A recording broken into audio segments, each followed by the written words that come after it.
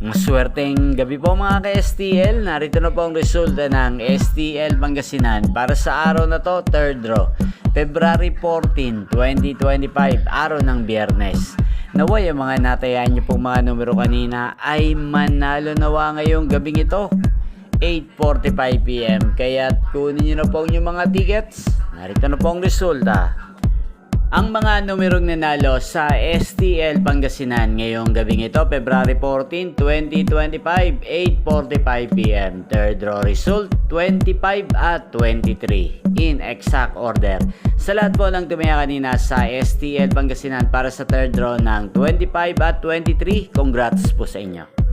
At ngayong gabing ito sa STL Pangasinan, atin pong i-shoutout si Ate Jinky ng Pangasinan na lagi pong nanonood sa channel na to. Sana po ay nasa mabuti po kayong kalagayan, Ate Jinky. Shoutout po sa inyo.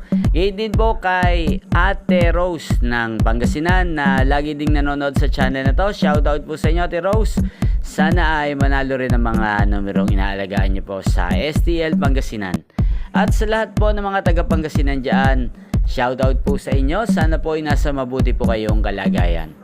Inyo pong napanood ang resulta ng STL Pangasinan sa channel na to, Roderick Hernandez TV.